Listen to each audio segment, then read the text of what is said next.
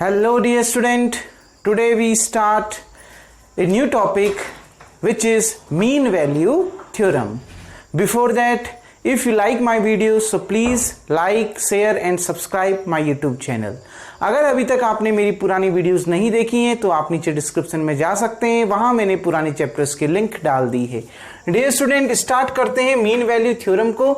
Mean value theorem क्या होती है? कल आपने रॉलेस थ्योरम पढ़ी, आज मीन वैल्यू थ्योरम है। बिल्कुल दोनों लगभग मिलते जुलते हैं, थोड़ा सा एक अंतर है। क्या है आज उसको क्लियर कर देता हूं। Let f such that a to b on to r be a continuous function on closed interval a comma b। माना कोई फंक्शन, मतलब कहने का मतलब है मीन वैल्यू थ्योरम में क्या होता है। मीन वैल्यू थ्योरम अगर आपने वेरीफाइड करनी है किसी फंक्शन के लिए दिए गए इंटरवल में तो उसके लिए दो शर्तें होती हैं। पहली शर्त क्या होती है बच्चों? फंक्शन ने कंटिन्यूअस होना पड़ेगा closed interval a comma b पर, कल भी यही था ना। और दूसरा, फंक्शन ने डिफरेंशिएबल होना पड़ेगा open interval a comma b पर, कल भी आपने रॉलेस थ्योरम में भी यही पढ़ा था। बस रॉलेस थ्योरम में आपने एक एक्स्ट्रा चीज पढ़ दी थी, a पर फंक्शन की वैल्यू और b पर फंक्शन की वैल्यू इक्वल होनी चाहिए। यहां पर ऐसा कोई भी शर्त नहीं है। अगर आपने किसी फंक्शन के लिए मीन वैल्यू थ्योरम को वेरीफाइड करना है तो दो ही कंडीशन सेटिस्फाइड होनी चाहिए। पहला तो फंक्शन कंटिन्यूअस होना चाहिए closed interval a comma b पर, दूसरा फंक्शन डिफरेंशिएबल होना चाहिए open interval a comma b पर। क्लियर बच्चों? उसके बाद क्या होगा, अगर ये दोनों प्रॉपर्टी सेटिस्फाइड हो जाएंगी तो इस a कॉमा b इंटरवल में, इस open interval a comma b पर एक c एलिमेंट या c इस प्रकार होगा कि एफ डैश सी की वैल्यू किसके बराबर आएगी? F B minus F A upon B minus A के बराबर आएगी। क्लियर बच्चों? ये ए कॉमा बी इंटरवल के बीच कहीं सी एक ऐसा एलिमेंट होगा जिसके लिए एफ डैश सी की वैल्यू क्या आएगी? F B minus F A upon B minus A आएगी। F B minus F A upon B minus A. अगर ये दो कंडीशन सेटिस्फाइड होती हैं तब ही जाके आप इस वाली कंडीशन की ओर बढ़ेंगे और यहां इसको सॉल्व करेंगे और किसकी वैल्यू निकालेंगे? सी की वैल्यू निकालेंगे और आप पाएंगे कि जो सी है वो ओपन इंटरवल ए और बी के बीच में होगा। मतलब ये जो सी एलिमेंट आएगा कहीं ना कहीं ए और बी के बीच में ही आएगा, ठीक बीच में आए ना, ऐसा नहीं है। अगर a 4 है, a 1 है, b 4 है तो 1, 4 के बीच में लाई करेगा। 2 हो सकता है, 3 हो सकता है। आ गई ना बात समझ में? कहीं ना कहीं 1 और 4 के बीच में लाई कर जाएगा। ऐसा तब इस प्रॉपर्टी की ओर आप तभी बढ़ोगे जब शुरू की दो कंडीशन सेटिस्फाइड होंगी।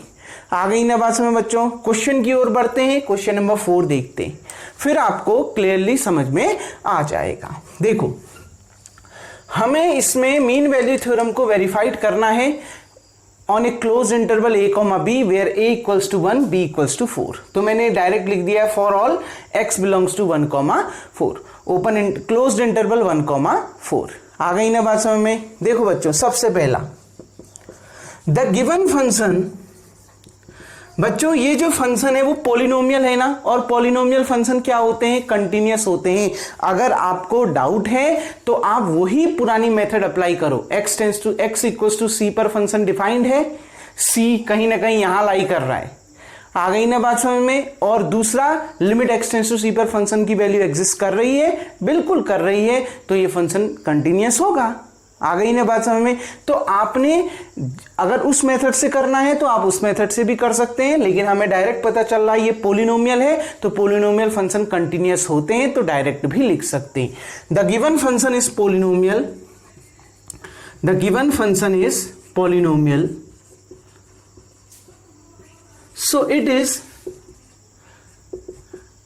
Is continuous for all real value of x, that is, इसका मतलब क्या है? fx equals to x square minus 4x minus 3 is continuous. ये क्या होगा? कंटिन्यूअस होगा for all x belongs to 1 comma 4।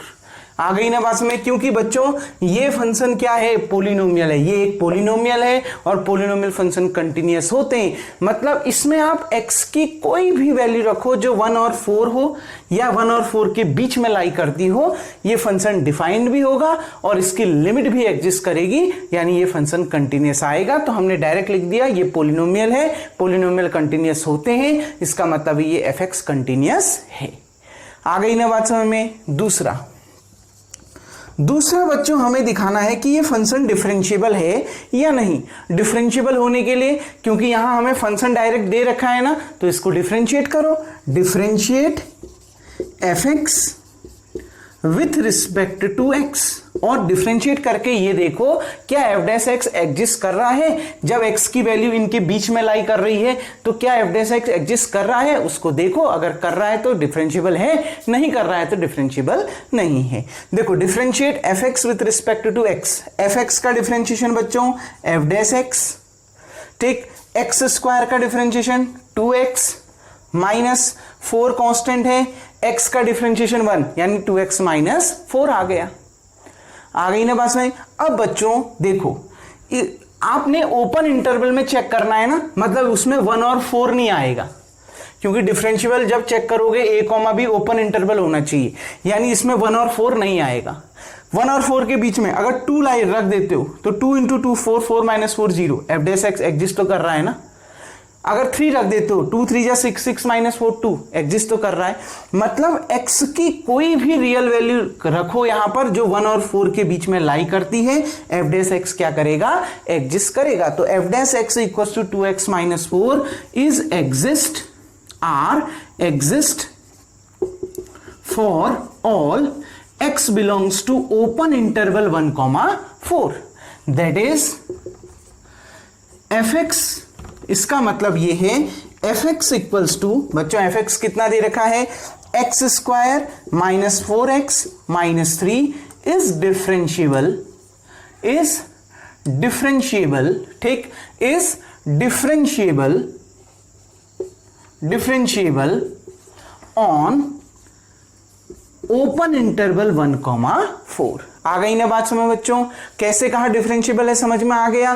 क्योंकि fx का डिफरेंशिएशन किया तो f डैश x इतना निकल के आया, ये एग्जिस्ट कर रहा है। मतलब जब x की वैल्यू 1 और 4 के बीच में कहीं लाई कर रही है, चाहे वो कोई भी रियल नंबर हो 1 और 4 के बीच में लाई करने वाला, उसमें ये f डैश x एग्जिस्ट कर रहा है, मतलब डिफरेंशिएबल एग्जिस्ट है। इनफाइनाइट उसकी वैल्यू नहीं आ रही है, उसका मतलब है फंक्शन डिफरेंशिएबल है ओपन इंटरवल 1,4 पर। दोनों कंडीशन सेटिस्फाइड हो गई ना? क्लियर बच्चों? अब आप बढ़ोगे तीसरी, ये कंडीशन नहीं है। अगर ये दो कंडीशन सेटिस्फाइड है तो बच्चों कहीं ना कहीं एक एलिमेंट C ऐसा होगा जो ये 1 और 4 के बीच में लाई कर जाएगा, जिसके लिए f डैश C की value fb minus F A upon B minus A के बराबर आ जाएगी। तो अब आपने C की वैल्यू निकालनी है और वो C 1,4 के बीच में लाई करेगा। आ गई ना बात समझ में? बस ये आपने निकालना है। Now we know f dash C equals to fb minus F A upon B minus A. बच्चों f डैश C क्या होगा, f डैश x निकाल रखा है ना, ठीक। तो x की जगह में c रख देना है, तो 2c माइनस 4, तो यहां कितना आ जाएगा 2c माइनस 4। fb बच्चों b कितना दे रखा है, आपको दिया है फॉर्मूले में, b की वैल्यू दी है, b कितना है 4, a कितना है 1, यानी ये f4 f1, नीचे भी कितना कर दिया 4 माइनस 1, यहीं पर सॉर्ट कर दिया, आप अगली लाइन से करेंगे। क्लियर बच्चों? f4 minus f1 upon 4 minus 1। f4 का मतलब है ये फंक्शन देखो और इस फंक्शन में x की जगह में 4 रखो और फंक्शन की वैल्यू क्या निकल के आती है वो देखो। तो देखो ये है ना फंक्शन, इसमें x की जगह में 4 रखो, 4 का होल स्क्वायर, 4 का होल स्क्वायर कितना 16, मैं यहां पर निकाल देता हूं। देखो बच्चों f4 कितना आएगा, 4 का whole square minus 4x, 4 into 4 minus 3। देखिए 4 का होल स्क्वायर 16 माइनस 4 4 जा 16 माइनस 3, 16 माइनस 16 0, 0 माइनस 3 कितना आ गया -3। दूसरा मुझे f1 चाहिए, तो बच्चों f1 कितना आएगा, x की जगह में 1 का होल स्क्वायर 1 माइनस 4 1 जा 4 माइनस 3 बच्चों 1 minus 4 minus 3 minus 3 minus 3 minus 3 कितना -6। तो यहां पर f4 की वैल्यू कितनी आ गई -3 माइनस f1 की वैल्यू कितनी आ गई -6। 4 माइनस 1 कितना आ गया 3। अब देखिए बच्चों ध्यान से समझिए 2c माइनस 4 ये 3 से मल्टीप्लाई हो गया, चलो मल्टीप्लाई मत करो अभी, ठीक है। 2c माइनस 4 इक्वल्स टू देखिए -3 माइनस माइनस +6 -3 +6 अपॉन कितना बच्चों 3, ठीक। That implies that 2c minus 4, ठीक। इसको जरा सीधी कर लेते हैं लाइन को ताकि स्पेस बन जाए। देखिए 2c माइनस 4 इक्वल्स टू कितना बच्चों 6 में से 3 माइनस करो कितना आ गया 3 upon 3। That implies that 2c minus 4 equals to 3 upon 3 कितना 1। दैट इंप्लाइज दैट बच्चों देखो ये -4 है उधर जाके +4 हो जाएगा। 2c equals to 4 + 1 that implies that 2c equals to 5। That implies that c के साथ 2 मल्टीप्लाई में है, इक्वल टू के उधर जाएगा तो डिवाइड में, कितना आ गया 5/2। डियर स्टूडेंट 5/2 का मतलब 2.5। क्या 2.5 वो इस ओपन इंटरवल 1,4 पर लाई करता है? बिल्कुल। इसका मतलब क्या है, इसमें x की वैल्यू ओपन इंटरवल 1,4 का मतलब क्या है, x की वैल्यू 1 से बड़ी है और 4 से छोटी है। तो 5/2 यानी 2.5 1 से बड़ा होता है और 4 से छोटा होता है, यानी क्या बिलोंग्स टू ओपन इंटरवल 1,4। तो लास्ट में क्या लाइन आएगी बच्चों, इसी के लास्ट में आप क्या लिखोगे, देखिए मैं स्टेटमेंट को ऊपर से मिटा देता हूं। स्टेटमेंट वीडियो को पॉज करके आपने उतार लिया होगा। देखिए बच्चों इसका मतलब क्या है, hence mean value theorem for given function is verified. मतलब दिए गए फंक्शन के लिए मीन वैल्यू थ्योरम क्या हो गई बच्चों, वेरीफाइड हो गई, क्योंकि फंक्शन कंटिन्यूअस भी है, फंक्शन डिफरेंशिएबल भी है। अगर फंक्शन ये दोनों प्रॉपर्टी को सेटिस्फाइड करता है तब हम आगे बढ़े, और आगे बढ़ने पर हमको क्या मिला कि c की वैल्यू कहीं ना कहीं a, b के बीच में लाई करनी चाहिए। अगर ये दोनों कंडीशन सेटिस्फाइड हो रही है तो हमने क्या देखा, हम कौन सी डेफिनेशन का यूज करेंगे, f' equals to fb minus fa upon b minus a। b की वैल्यू यहां 4 दे रखी है, a की वैल्यू यहां पर 1 दे रखी है। आ गई ना बात समझ में। हमने रखा, हमने सॉल्व किया तो हमने देखा c की वैल्यू 2.5 आई यानी 5/2। इसका मतलब है ये कहां लाई कर रहा है, 1,4 के बीच में लाई कर रहा है। इसका मतलब है जो दिया गया फंक्शन है उसमें मीन वैल्यू थ्योरम क्या हो रही है, वेरीफाइड हो रही है। क्लियर बच्चों, उम्मीद करता हूं आपको ये क्वेश्चन नंबर 4 समझ में आ गया होगा। वीडियो को पॉज करके सबसे पहले आप इतना उतार लेंगे। अब डियर स्टूडेंट हम बढ़ते हैं क्वेश्चन नंबर 5 की ओर।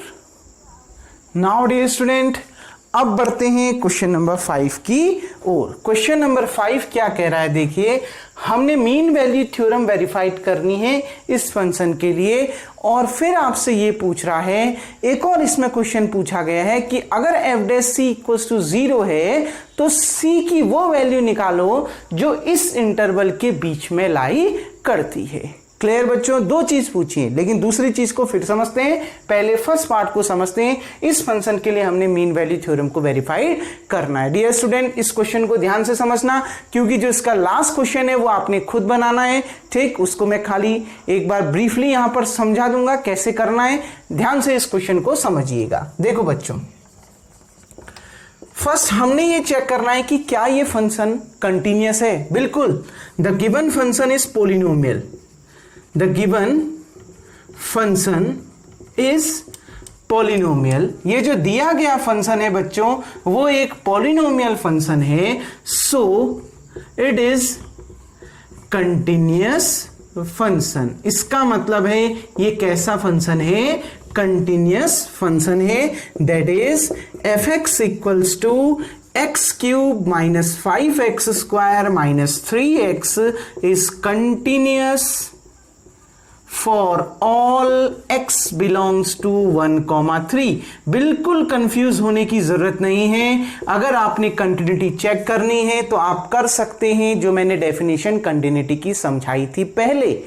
लेकिन अगर आप सॉर्ट करना चाहते हैं, आपको दिख रहा है ये एक पोलिनोमियल है, अगर आपको किसी फंक्शन में ये डाउट होता है कि क्या ये कंटिन्यूअस है या नहीं है, तो आप उसमें पहली वाली डेफिनेशन का यूज कर सकते हैं। लेकिन अगर आपको डायरेक्ट पता चल रहा है कि ये फंक्शन कंटिन्यूअस है, तो डायरेक्ट लिख दीजिए पॉलिनोमियल है, x की कोई भी वैल्यू में इसके मैं रख दूं, चाहे 1 रखूं, चाहे 3 रखूं, चाहे इसके बीच में लाई करने वाली कोई भी वैल्यू रखूं, ये फंक्शन डिफाइंड भी होगा और इसकी लिमिट भी एग्जिस्ट करेगी। ये इनफाइनाइट आ ही नहीं सकता। आ गई ना बात में, जब आप x की जगह में रियल नंबर रखोगे तो ये इनफाइनाइट आ ही नहीं सकता। सोचिए, तो बस the given function is polynomial, so it is continuous function, that is fx equals to x³ minus 5x² minus 3x is continuous for all x belongs to 1,3 closed interval पर। ठीक, सेकंड देखिए बच्चों, second क्या है? Differentiability. Differentiate fx with respect to x। ठीक, तो fx का differentiation कितना आ गया? f dash x equals to, बच्चों x³ का डिफरेंशिएशन 3x², 3 आगे आ जाता है, x की पावर में से 1 कम हो जाएगा, 2 हो जाएगा। ठीक, माइनस ये 2 आगे आ गया, 5 2 जा 10 और x की पावर में से 1 कम हो गया, 2 में से 1 कम कर दोगे 1 आ जाएगा। 5x² का डिफरेंशिएशन 5 ऐसे ही रहा, x² का 2x, तो 5 इंटू 2 कितना? 10x आ गया। माइनस 3 कांस्टेंट है बाहर रहा, x का डिफरेंशिएशन 1, तो 3 1 जा कितना? 3 आ गया। क्लियर बच्चों? अब आप खुद सोचो, अगर आप इसके बीच में x की कोई भी रियल वैल्यू रख दो जो 1 और 3 के बीच में लाई करती है, कोई भी रियल वैल्यू, क्या ये इनफाइनाइट आएगा?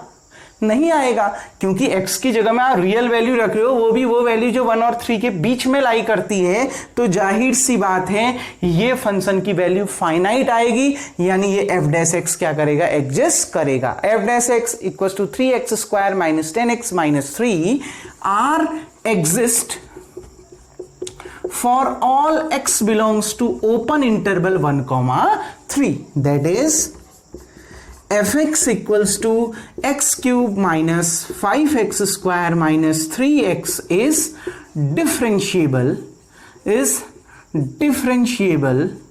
for all x belongs to 1,3। Clear बच्चों?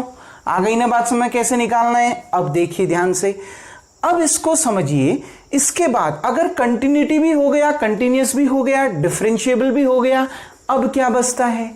अब अगर ये दोनों कंडीशन सेटिस्फाइड हैं, तो कहीं ना कहीं c की कोई वैल्यू 1,3 के बीच में लाई करेगी, वो c की वैल्यू निकालनी है, जिसके लिए f dash c, now we know क्या, f dash c equals to f b कितना है? 3 माइनस एफ ए कितना है? 1 upon B minus a 3 minus 1।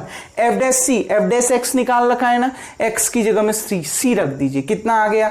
3c² minus 10c minus 3, इसमें एक्स की जगह में सी रख दिया, इक्वल्स टू बच्चों f3 देखो, निकाल लीजिए। f3 इक्वल्स टू एक्स की जगह में 3 रख दीजिए, 3 का होल क्यूब कितना? 27 माइनस 3 का होल स्क्वायर 9, 9 5 जा 45 माइनस 3 3 जा 9। देखिए 27 में 45 माइनस करें, कितना आ गया? -18 माइनस 9 कितना आ गया? -27। कंफर्म कर लेते हैं, 27 3, 15 में 3 18, बिल्कुल -18 -9 -27। अब देखो दूसरा बच्चों f1 रखना है, 1 रखिए, 1 का होल क्यूब 1 माइनस 5 इंटू 1 का whole square 1, 5 into 1 5 minus 3 into 1 कितना? 3, 1 माइनस 5 -4 -4 -3 कितना आ गया? -7। क्लियर बच्चों? अब देखिए ध्यान से, इसके बाद हमने कैसे सॉल्व करना है, यहां रख दीजिए। F3 की वैल्यू कितनी -27 माइनस F1 की वैल्यू कितनी -7, 3 - 1 कितना 2। देखो बच्चों ये 2 इधर मल्टीप्लाई हो गया, नहीं करना चाहते हैं कोई दिक्कत नहीं, यहीं पर छोड़ दीजिए। 3c² - 10c - 3 minus minus plus -27 + 7/2। Clear, -27 + 7 कितना -20/2। क्लियर बच्चों, आ गई ना बात समझ में। अब देखिए कैसे सॉल्व करेंगे, यहां पर देखिए 3c² - 10c - 3 = 2 से ये कितने बार 10 बार कैंसिल, और माइनस का साइन पहले से है तो -10। दैट इंप्लाइज दैट इस -10 को इधर ले लो, +10 आ गया। 3c² - 10c - 3 + 10 = 0। क्लियर, ये -10 इधर ले लो, +10 आ गया, -3 + 10 = 0 आ गया। नाउ डियर स्टूडेंट देखिए 3c² - 10c, 10 में से 3 माइनस करो 7 आ गया = 0। अब इसके फैक्टर करिए, मल्टीप्लाई करके 7 3 जा 21, ऐड करके कितना 10 हो सकता है। देखो 7 3 जा 21, ऐड करके 10, तो बिल्कुल 7 + 3 तो कितना आ गया 3c² - 7c - 3c + 7 = 0। That implies that factor तो हम लोग आसानी से कर लेंगे। इन दोनों में से c कॉमन आ गया, कितना बचा 3 और एक c, माइनस ये c कॉमन आ गया, कितना बचा 7। ठीक, इन दोनों में से माइनस कॉमन आ गया, ये माइनस ये प्लस, तो माइनस कॉमन आ गया, कितना बचा ब्रैकेट के अंदर माइनस वाला प्लस हो जाएगा 3c, ये प्लस वाला माइनस हो जाएगा -7 = 0। पूरे में से देखिए बच्चों 3c - 7 क्या आ गया, कॉमन आ गया। ठीक, 3c - 7 क्या आ गया, कॉमन आ गया, तो कितना बचा, यहां पर बचा c माइनस 3c - 7 कॉमन आ गया, तो कितना बचा 1, तो c - 1 = 0। क्योंकि 3c - 7 दोनों में से कॉमन आ गया, तो कितना बचा यहां पर c माइनस यहां 3c - 7 कॉमन आ गया, तो बच गया 1। क्लियर। अब देखिए बच्चों, तो सबसे पहले वीडियो को पॉज करके आप इतना उतार लेंगे। अब मैं इसको बच्चों यहां से रफ कर देता हूं। देखिए अब ध्यान से देखिए, आपने वीडियो को पॉज करके सबसे पहले इतना उतार लिया होगा, तो अब इसको यहां पर से समझते हैं बच्चों। देखिए एक बार 3c - 7 को 0 के बराबर रखोगे और दूसरी बार c - 1 को 0 के बराबर रखोगे, तो 3c = 7, c = 1। 3c = 7, ये देखो ये c के साथ 3 मल्टीप्लाई में है, इक्वल टू इधर जाएगा डिवाइड में, c = 1। तो मैंने डेफिनेशन में आपको बताई थी, जब आप f' की वैल्यू fb - fa/b - a के बराबर रखेंगे, तो कहीं ना कहीं एक c, कम से कम एक c ऐसा होना चाहिए जो a, b के बीच में लाई करना चाहिए। यानी यहां a की जगह में 1 और b की जगह में 3, तो इन दोनों जो 2c की वैल्यू आई है, या तो दोनों लाई करना चाहिए उस ओपन इंटरवल में, या तो कम से कम एक वैल्यू इनमें से उस इंटरवल के बीच में लाई करना चाहिए। देखो बच्चों c = 7/3, 7/3 का मतलब कितना, 3 2 जा 6, 2 point something belongs to open interval 1,3। ये नहीं करेगा क्योंकि ये ओपन इंटरवल है, ओपन इंटरवल जिसमें 1 भी नहीं आएगा 3 भी नहीं आएगा, 1 और 3 के बीच में आने वाले नंबर आएंगे। आ गई ना बस में, और 1 और 3 के बीच में कौन लाई कर रहा है, दोनों में से 7/3 लाई कर रहा है, मतलब c = 7/3 belongs to 1,3। Hence mean value theorem MVT is mean value theorem verified for the given function, मतलब दिए गए फंक्शन के लिए मीन वैल्यू थ्योरम क्या हो गई, वेरीफाइड हो गई। जरूरी नहीं है कि दोनों लाई करें, दोनों लाई कर रहे हैं तो बहुत बढ़िया, लेकिन दोनों में से कम एक सी की वैल्यू ऐसी होनी चाहिए जो उस ओपन इंटरवल a, b पर लाई करनी चाहिए, और हम यहां पर देख रहे हैं बच्चों वो 7/3 है जो 1,3 के बीच में लाई कर रहा है। तो यानी मीन वैल्यू थ्योरम क्या हो गई, वेरीफाइड हो गई। क्लियर बच्चों? तो वीडियो को पॉज करके इतना उतार लें। अब मैं इसके सेकंड पार्ट को यहां पर समझाता हूं बच्चों। सेकंड पार्ट क्या कह रहा है उसको समझते हैं। देखिए अब बच्चों सेकंड पार्ट क्या कह रहा है। सेकंड पार्ट आपसे यह कह रहा है कि किस वैल्यू के लिए, पहले मैं यहां पर एफ डैश एक्स लिख लेता हूं कि एफ डैश एक्स कितना आया था 3x² - 10x - 3। देखो बच्चों ये बोल रहा है कि c की कौन सी वैल्यू 1,3 के बीच में लाई करेगी जिसके लिए f dash c equals to क्या हो जाए, 0 हो जाए। अब आपने ये बताना है, देखिए क्वेश्चन को मैं पढ़ देता हूं। क्वेश्चन कह रहा है find all c belongs to open interval 1,3 for which f dash c equals to 0। अब आपने c की वो वैल्यू निकालनी है जो 1,3 के बीच में लाई करती है, ठीक, जिसके लिए एफ डैश सी क्या हो जाए, 0 के बराबर आ जाए। मतलब कंडीशन क्या दी है, f dash c equals to 0। निकालना क्या है, c की वैल्यू, और ये देखना है कि क्या वो c 1,3 के बीच में लाई कर रही है। ठीक, तो देखिए बच्चों we have f dash c equals to 0। हमने एफ डैश एक्स ये निकाला था ना, ठीक, तो एफ डैश एक्स अगर ये है तो x की जगह में c रख दो तो कितना हो जाएगा 3c² - 10c - 3 इक्वल्स टू 0। इसमें x की जगह में कितना रख दिया, c रख दिया। ठीक, अब देखिए बच्चों मल्टीप्लाई करके कितना 3 3 जा 9 माइनस करके कितना 10। आ गई ना बात समझ में? क्या ऐसा पॉसिबल है? देखो ध्यान से समझो, मल्टीप्लाई करके कितना चाहिए, 9 चाहिए।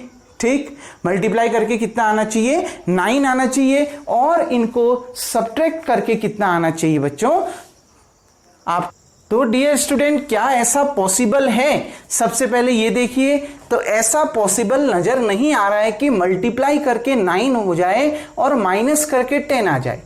क्या पॉसिबल है? 3 3 जा 9 और माइनस करके कितना आ जाए, 10 आ जाए, ऐसा पॉसिबल नहीं लग रहा है। तो अब इसको हम श्रीधराचार्य फॉर्मूले से सॉल्व करते हैं। c इक्वल्स टू, क्योंकि c की वैल्यू निकलेगी ना, तो -b, श्रीधराचार्य फॉर्मूला मालूम है, x equals to -b plus minus under root b² - 4ac upon 2a। यहां b की वैल्यू कितनी है, -10। क्लियर? तो -b की जगह में -10 प्लस माइनस अंडरूट b² यानी -10 का whole square - 4ac।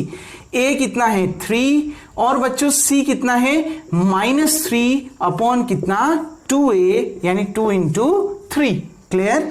c equals to minus plus 10 plus -10 का होल स्क्वायर 100 आ गया, प्लस का 100, ये माइनस प्लस 4 3 जा 12 12 3 जा 36 अपॉन 2 3 जा 6। c equals to 10 plus minus 136 upon 6।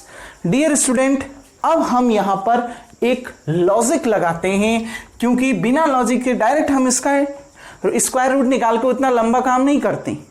आ गई ना बात में? अब लॉजिक लगाओ।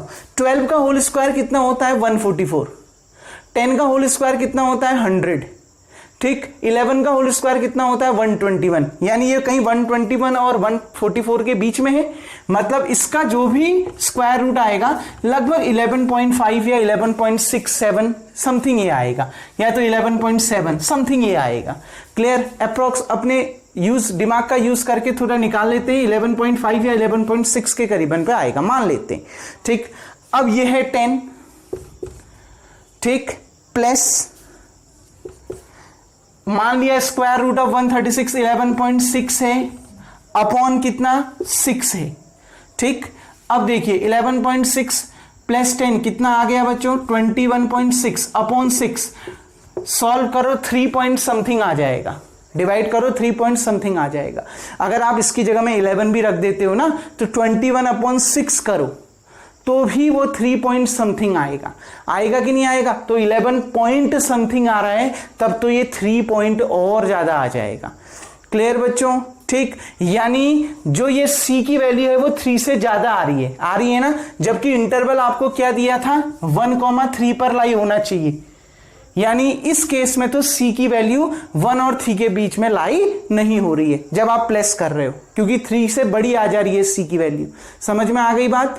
अब देखो दूसरा केस 10 माइनस, ठीक, यानी 10 माइनस 11.6। अब देखो छोटी संख्या में से बड़ी संख्या कर घटा रहे हो तो माइनस में आएगा ना, जो भी आएगा माइनस में आएगा। अब ये इंटरवल तो आपको 1,3 दे रखा है, इसमें तो जो भी नंबर आएंगे वो कैसे नंबर आएंगे, पॉजिटिव नंबर आएंगे। आ रही है ना बात में, इसमें जो भी नंबर आएंगे वो पॉजिटिव नंबर आएंगे। यहां से तो सॉल्व करके c की वैल्यू क्या आ रही है, नेगेटिव आ रही है। मतलब न तो प्लस करके जो वैल्यू आ रही है वो उस इंटरवल ओपन इंटरवल लाई कर रही है, न तो इन दोनों को माइनस करके जो वैल्यू आ रही है वो ओपन इंटरवल पर लाई कर रही है। क्योंकि माइनस वाले नंबर को अगर आप 6 से डिवाइड करोगे तो माइनस में तो आएगा। आ गई ना बात में। जबकि ये 1,3 के बीच में ये ओपन इंटरवल क्या है 1,3, मतलब c की वैल्यू 1 और 3 के बीच में लाई करनी चाहिए। और यहां पर हम देख रहे हैं c की वैल्यू 3 से बड़ी हो जा रही है, यहां पर हम देख रहे हैं कि c की वैल्यू 1 से छोटी हो जा रही है। आ गई ना बात में। मतलब दोनों केस में चाहे आप c को 10 प्लस करके निकालो चाहे 10 माइनस करके निकालो, c की वैल्यू इस इंटरवल पर लाई नहीं कर रही है। यानी क्या, does not belongs to open interval 1,3। तो hence c does not lie on open interval 1,3 for f dash c equals to 0। इसका मतलब है जब f dash c equals to 0 हो जाए तो कोई भी c की वैल्यू ऐसी नहीं है जो इस ओपन इंटरवल 1,3 पर लाई कर रही है। क्योंकि मैं प्लस करके निकाल रहा हूं तो वो 3 से बड़ी हो जा रही है, माइनस करके निकाल रहा हूं तो वो 1 से छोटी हो जा रही है। तो कोई भी वैल्यू ऐसी नहीं है जो इस ओपन इंटरवल 1,3 पर लाई कर रही है। उम्मीद करता हूं बच्चों ये क्वेश्चन आपको समझ में आ गया होगा। इसको पूरा सॉल्व कर सकते हो अगर आप करना चाहो, नहीं करना चाहो तो मैंने बता दिया कि कैसे हमने लॉजिक लगाना है। क्योंकि 136 का स्क्वायर रूट 11 से बड़ा होगा, 12 से छोटा होगा। अब 10 प्लस 11 करो, 21/6 करो तो 3 पॉइंट समथिंग आएगा। 10 माइनस 11 करो तो माइनस 1 पॉइंट समथिंग आएगा। 11 पॉइंट समथिंग है तो माइनस 1 पॉइंट समथिंग आएगा। उसको 6 से डिवाइड करोगे तो नेगेटिव ही आएगा। तो अब न तो प्लस करके c की वैल्यू 1,3 इंटरवल पर लाई कर रही है, न तो माइनस करके c की वैल्यू इस ओपन इंटरवल पर लाई कर रही है। मतलब c does not lie on open interval 1,3 for f dash c equals to 0। मतलब जब f डैश c की वैल्यू 0 के बराबर है तो कोई भी c की वैल्यू इस ओपन इंटरवल पर लाई नहीं कर रही है। क्लियर बच्चों? तो वीडियो को पॉज करके सबसे पहले आप इतना उतार लेंगे। डियर स्टूडेंट, इसको मैं रफ कर देता हूं। अब मैं इसका लास्ट क्वेश्चन आपको ऐसे ही समझा देता हूं। देखो लास्ट क्वेश्चन क्या कह रहा है, जैसे आपने रॉलेस थ्योरम का क्वेश्चन नंबर 2 को सॉल्व किया, जैसे उसमें 3 फंक्शन थे ना, ये ग्रेटेस्ट इंटीजर फंक्शन, इसके लिए इंटरवल अलग था, ठीक, दूसरा भी ग्रेटेस्ट इंटीजर फंक्शन था, इसके लिए इंटरवल अलग था, और तीसरा आपका x² - 1 था। तो आपने ये देखना है कि इनमें क्या इनके लिए मीन वैल्यू थ्योरम अप्लाई हो रही है, एप्लीसिएबल है या नहीं, मतलब वेरीफाइड हो रही है या नहीं। तो इन दोनों के लिए तो नहीं होगी। क्यों? क्योंकि ग्रेटेस्ट इंटीजर फंक्शन कंटिन्यूअस नहीं होते। अगर ये कंटिन्यूअस ही नहीं होते तो मीन वैल्यू थ्योरम इनके लिए वेरीफाइड नहीं होगी। क्लियर? अब आप बचा केवल थर्ड इसका ऑप्शन f(x = x² - 1), ये कंटिन्यूअस भी है, ये डिफरेंशिएबल भी है। तो अब f डैश c की वैल्यू निकालिए, आपको इंटरवल दे रखा है, ठीक, fb - fa/b - a का यूज करके c की वैल्यू निकालो और देखो क्या c की वैल्यू उस ओपन इंटरवल पे लाई कर रही है तो मीन वैल्यू थ्योरम क्या हो जाएगी, वेरीफाइड हो जाएगी। अब इसका आप चेक करिएगा, जैसा मैंने अभी तक आपको समझाया है उसी मेथड से आप इसको चेक करिएगा। पहले के दो इसमें मीन वैल्यू थ्योरम वेरीफाइड नहीं होगी। क्यों? क्योंकि ग्रेटेस्ट इंटीजर फंक्शन आपके कंटिन्यूअस फंक्शन नहीं होते हैं। अगर ये कंटिन्यूअस ही नहीं होते हैं तो मीन वैल्यू थ्योरम इसमें वेरीफाइड नहीं होगी। क्लियर बच्चों? उम्मीद करता हूं ये एक्सरसाइज 5.8 आपको समझ में आ गई होगी। डियर स्टूडेंट, ये 5th चैप्टर अब आपका कंप्लीट होता है। अब मिसकेलेनियस एग्जाम्पल, मिसकेलेनियस जो एक्सरसाइज है बच्चों, उसके कुछ मेन क्वेश्चन हम डिस्कस करेंगे। ज्यादा क्वेश्चन नहीं, कुछ आधे जो मेन क्वेश्चन बोर्ड एग्जाम में आते हैं, केवल उन्हीं क्वेश्चनों को डिस्कस करेंगे, उसको नेक्स्ट वीडियो में डिस्कस करेंगे। तब तक के लिए थैंक यू। तो वीडियो को पॉज करके आप इतना उतार लेंगे और इस क्वेश्चन को आप खुद से ट्राई कर लेंगे।